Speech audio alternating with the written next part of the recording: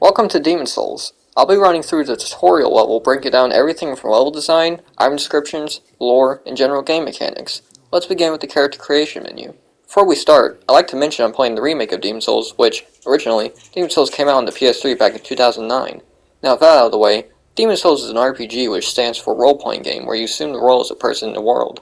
In this case, a blank canvas that you create. Soldier specializes in having a lot of health, so if your self-esteem is low from constantly dying, then go Soldier. Knight is your typical jack-of-all-trades character with even stats all around. And Hunter has a bow. That's it, that's all they're useful for. Priest specializes in the faith stat, which allows you to cast miracles, like being able to heal yourself or have a character buff. Wanderer has a lot of dexterity, and a lot of proficiency with his weapon, so it's great for weapons like the Falchion. Barbarian has a lot of health, a lot of stamina, and a lot of strength, just your typical strength character. And Thief is someone you want to pick if you want to be fast and useless. Temple Knight is a hybrid between Priest and Barbarian. They have a lot of strength, but plenty of faith to drive you into a faith-only build. Magician is a wizard basically, so have fun with that one. And finally, Royalty, which is the weakest but strongest character class, since their starting level is level 1, but they also have Soul Ray, which is a magic spell that shoots a ray of souls, go figure, at enemies. And since every enemy is practically weak to magic, it's a perfect starting build. Now after you pick a class, you have to pick a starting gift, which I'm not showing the starting gifts because they're all useless. Except for Grass Jelly, which is actually a good substitute for grass. Speaking of grass, let's talk about the weed of the game, Moongrass. There are 4 Moongrasses: Crescent, which heals 25% of your health, Half Grass, which heals half of your health, in case you need to spell that out, Late Moongrass, which heals 75% of your health, and Full Grass, which is self-explanatory. It heals all of your health, you dummy. Souls in this game act as your currency that you can use to level up. Varying enemies give you a varying amount of souls, which sometimes means you'll get 2 souls for killing an enemy, and with other enemies, you'll get 2,000 souls.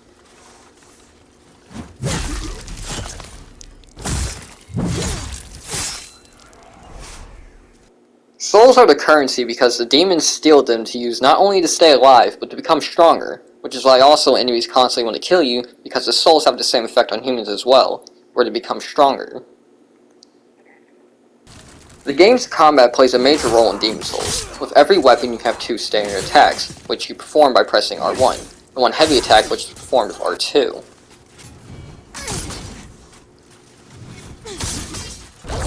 Enemies fight back often in this game and won't really give you a chance to breathe, because you'll be dead. So that's why it's important to be able to dodge those attacks, by spamming the roll button, of course. But there are different rolls you can actually do based on how heavy you are. You probably noticed I had barely any armor on even though the Temple Knight starts with a full set. That's because I took it off so I can roll faster. So if you have full armor on, then of course you will fat roll, which is a very slow roll. Now you can speculate amongst yourselves whether or not I should be on some sort of list for taking off all my armor as the first thing I do, but I'm going to continue to talk about combat. You can block with your shield by holding down L2, but if you're wanting something far cooler to do, then you can parry the attacks of your enemies by pressing L2 right before the enemy attack lands.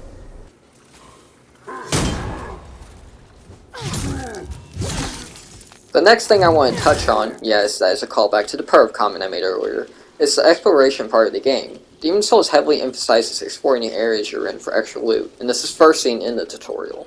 You saw that I didn't explore this area very well, which is a shame, because if I would have gone a little further yonder, I would have found some extra grass to use for the boss fight.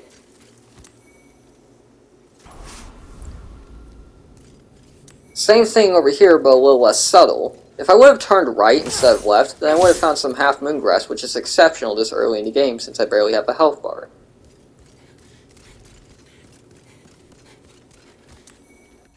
The remake even emphasizes exploring a bit more since it added some extra audio that wasn't in the original. If you approach this gate, you can hear Vanguard Demon killing some guards, which is why he's out of imprisonment when you encounter him at the end of the tutorial. Speaking of Vanguard Demon, let's talk about him. Vanguard Demon is the get good moment of the tutorial, because if you die here, then you can't come back and fight him.